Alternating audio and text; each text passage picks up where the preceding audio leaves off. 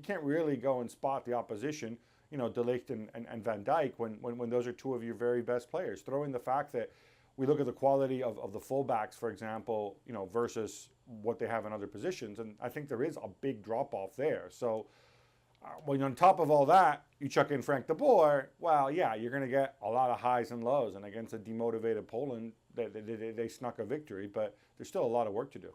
Boys, as you're on, I wanted to get your views on a story that was breaking today. It's the first time that we've heard Lionel Messi respond to Antoine Griezmann's former agent, who, of course, described Messi basically leading a regime of terror at Barcelona. Messi responded saying, "I'm tired of always being the problem for everything at the club." I just wanted to get your response to that, Frank. Well, I understand that he can be bothered by the comments of Griezmann, former agent. The reality is that subconsciously the club went to Messi dependence because Messi is simply one of the best players in the world. And when you have that kind of player with all the talent that you need, you will build the team around him and depending on what you need around him. And therefore, you're becoming dependent on what he wants. And suddenly you start asking him who he wants around him.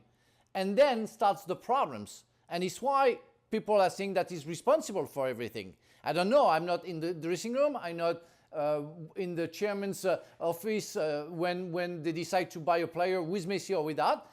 But he's the center of all attentions. Therefore, it creates problems. And now he has to explain everything going on around the club because the club has decided to put everything around him. Gab? This is just silly. I feel bad for Messi. Most of the time, he chooses not to respond to these shouted questions in these situations.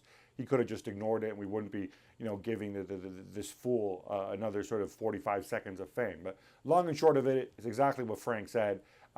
If the club caters to Messi, it's because Messi is one of the greatest players in history, and he has carried this team. And does he have a lot of influence at the club? Of course, and so he should, because he's Lionel Messi and nobody else at the club is.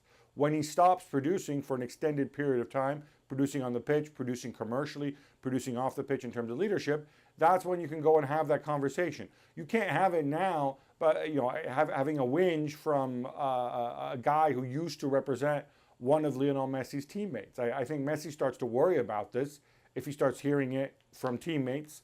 And even then, he should really only worry a little bit about it because, yeah, he's that important to the club.